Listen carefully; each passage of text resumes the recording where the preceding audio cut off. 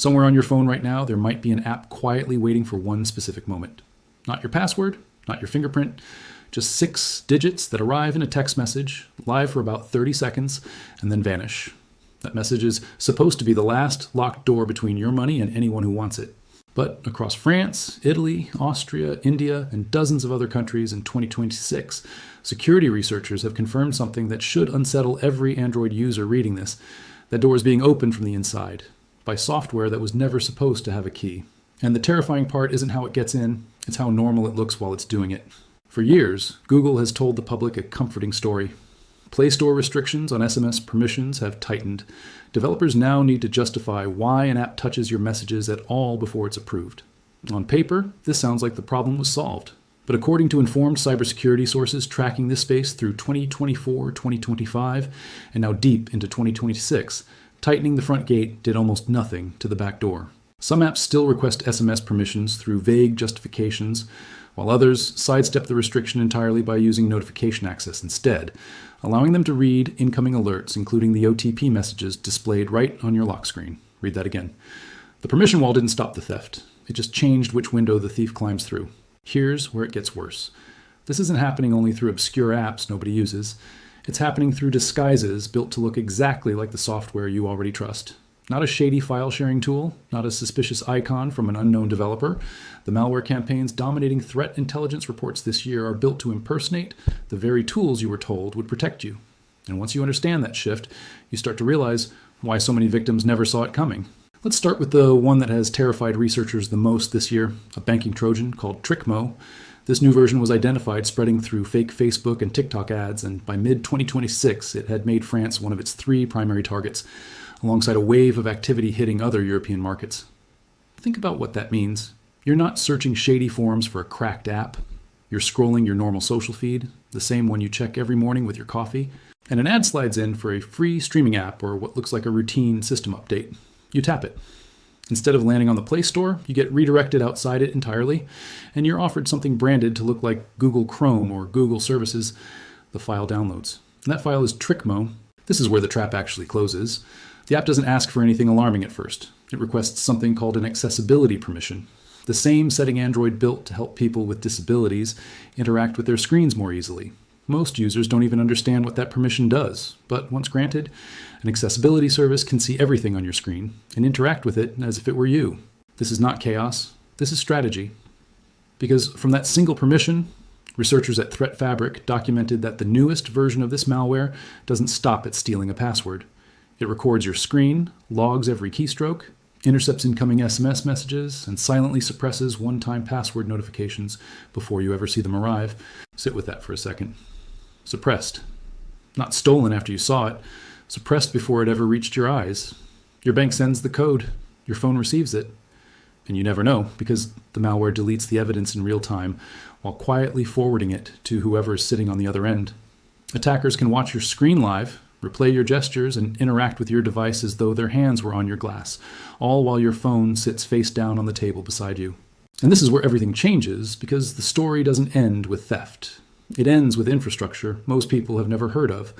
Earlier versions of this malware relied on standard internet servers to communicate with their operators, which meant investigators could eventually trace and shut them down. But the newest strain abandoned that weakness entirely. It now routes its communication through a decentralized peer-to-peer network known as TON, making the command infrastructure far harder to locate, seize, or dismantle. What does that tell you? It tells you these aren't lone hackers working out of a basement anymore. This is engineered like a product, built with the same architectural discipline as legitimate software, with version updates, infrastructure resilience, and a roadmap. But TrickMo is only one thread in a much bigger pattern. And what most people are not seeing is how deliberately these campaigns now target the exact tool meant to stop them. Enter a piece of malware called Vulture, and understand this carefully, because it is one of the boldest deceptions documented so far this year. Vulture doesn't hide from Google Play Protect. It impersonates it. Victims receive a notification that looks identical to a genuine system alert, telling them their device needs additional protection and urging them to enable Play Protect immediately. The moment you tap that button, you're not activating any security feature. You are granting accessibility permissions directly to the malicious app itself. The real story is that this single move bypasses almost every instinct a careful user has built up.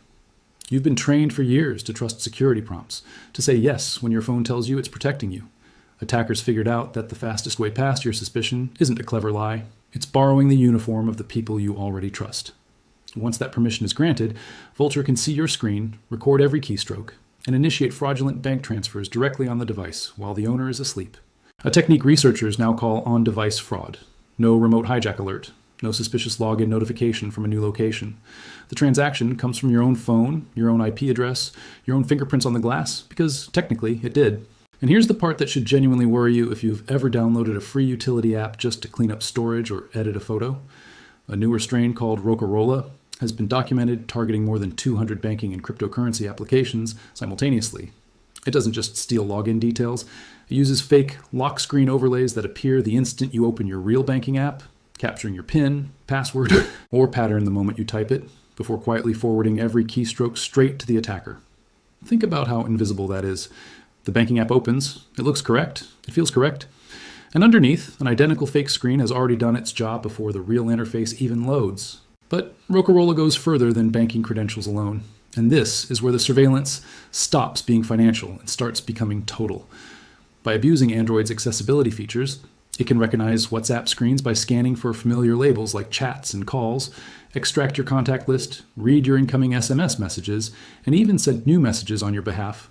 Your bank OTP was never the endpoint. It was the entry point.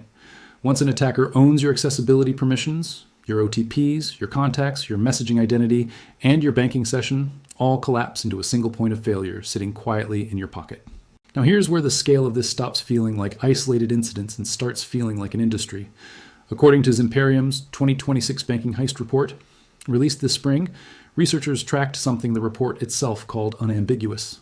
Throughout 2025, Zimperium's threat research team tracked 34 active malware families targeting 1,243 financial institutions across 90 countries, with malware-driven fraudulent transactions on Android increasing by 67% year over year.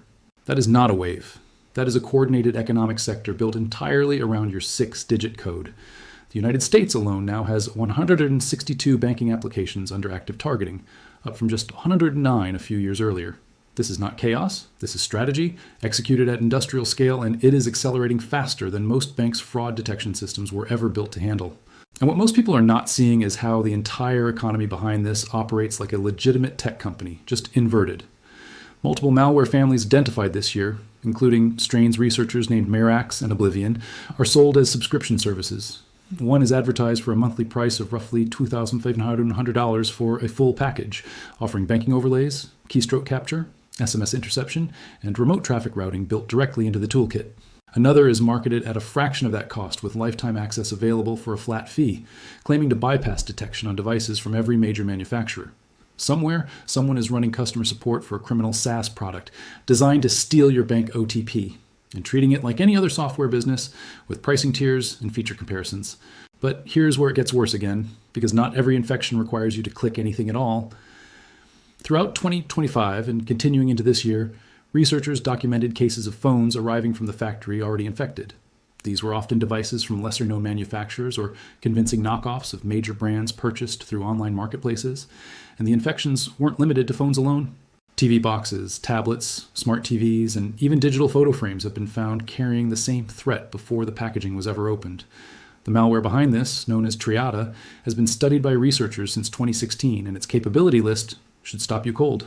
It injects itself into every running app on the device to intercept information, stealing access tokens and passwords from messaging platforms and social media, and specifically hijacking SMS messages, including your confirmation codes. You didn't download anything, you bought a device off a shelf, and the theft was already built into the hardware before your fingerprint ever touched the screen. Think about what that actually means for trust. We've spent the last decade being told the danger lives in the app you choose to install. But what happens when the danger is preloaded into the product itself, sitting dormant until your bank's message arrives? It's not chaos when it's this coordinated, and it's not an accident when it happens at this scale. And this is where everything changes again, because these campaigns aren't confined to one region either. A separate strain called Clayrat has been documented specifically targeting users through a completely different method of trust exploitation. Rather than relying on ads or fake system prompts, it spreads through fake websites and search engine spam that mimic an official app store, luring victims into downloading what looks like the newest AI assistant everyone is talking about. Once installed, the malware spams itself to every contact in the victim's phone, then proceeds to steal chat logs, call history, and even secretly captures photos using the front-facing camera. In just 3 months, researchers documented more than 600 distinct variants of this single malware family being pushed out into the wild. 600 versions in 90 days for one campaign alone. That is not a bug being patched. That is a production line. So what most people are not seeing when they hear a headline warning them to delete 3 apps is that the actual threat isn't 3 specific icons sitting on a home screen. It's a method, cloned endlessly, wearing whatever mask happens to be trending that month. A fake Chrome update, a fake Play Protect alert, a fake AI assistant riding the biggest tech wave of the year, a fake utility app disguised as something as boring as a bill payment tool. According to research from McAfee documenting one such campaign targeting users in India, a single malware sample disguised as a gas bill payment app had already infected 419 devices, intercepted 4,918 SMS messages, and stolen 623 entries of card and bank-related personal information by the time researchers uncovered it, with the number expected to keep climbing as the campaign continued running. This wasn't a sophisticated nation-state operation. It was a fake utility app, and it worked exactly as designed. Here's the detail that should genuinely disturb you. Investigators found that the malware's backend database was accidentally left exposed, with an authentication token sitting in plain text inside the app's own code, allowing researchers to peer directly into the stolen data.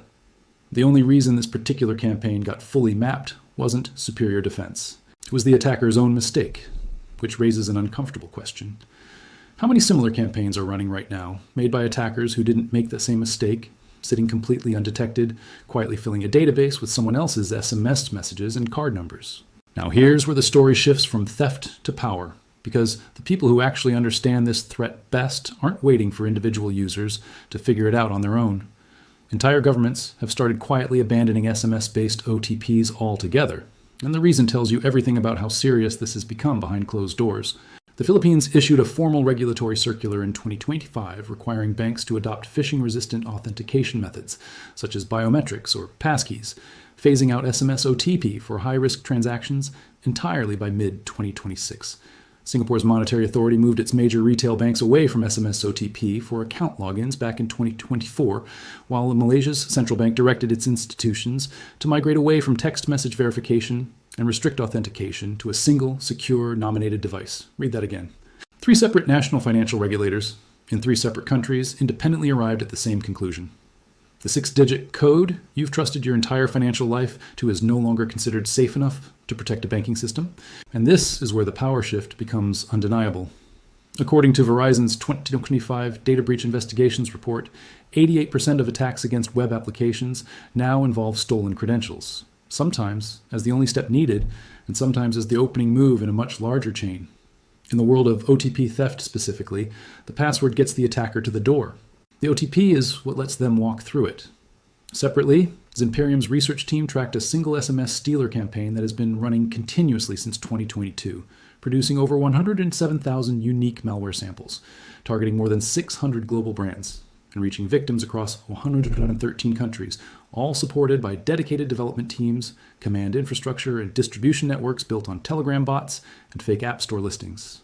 This is not a scattered group of opportunists. This is a functioning global industry with its own supply chain, its own distribution network, and its own customer base of fraud operators paying monthly subscriptions. So what do you actually do with all of this? Because knowing the scale of the threat means nothing if it just leaves you scrolling past another warning video feeling powerless. Here is what the researchers behind every single one of these reports agree on. Go into your phone's accessibility settings right now and look for anything you don't recognize, because that single permission is the master key almost every campaign documented this year depends on. Never install an app that arrives through an ad, a link, or a message claiming to be Chrome, Play Protect, or any other core system tool, because legitimate system components are never distributed that way. Avoid sideloading anything outside the Play Store, understanding that the risk isn't eliminated inside the store, but it multiplies dramatically outside it. And wherever your bank allows it, move away from SMS-based codes entirely in favor of an authenticator app or a passkey, because the entire premise of every attack detailed here depends on the text message being interceptable in the first place. But even that advice comes with an uncomfortable asterisk, because these campaigns are evolving faster than most users, and frankly, faster than most banks can adapt. The malware disguising itself as your security app today will look different in 6 months. The fake ad campaign hitting Europe this year will shift regions next year, the way TrickMo has already moved between markets. T. He AI assistant lure riding today's hype cycle will simply be replaced by whatever technology captures public excitement next. What most people are not seeing is that this isn't a threat you defeat once. It's a threat that mutates in real time, specifically engineered to exploit whatever you're currently inclined to trust. So the real question isn't which 3 apps you should delete tonight. It's whether the entire idea of a text message proving your identity has already quietly expired, propped up by habit, long after the industry protecting it moved on. Regulators in multiple countries have already answered that question with their actions, even if most banks haven't caught up yet, and even if most users have no idea the ground shifted beneath them. What happens when the rest of the world's banking systems finally admit what Singapore, Malaysia, and the Philippines already have? What happens to the millions of people still relying on SMS verification the day their bank makes that same call, possibly without warning, possibly in the middle of a transaction they thought was already secure? And if attackers can already impersonate Google's own protection system well enough to fool careful users into handing over full control of their device, what does that tell you about which trusted brand gets impersonated next, and whether you'll recognize it when it happens to you? Nobody has answered that yet. And until they do, the 6 digits sitting in your messages right now might already be worth less than you think.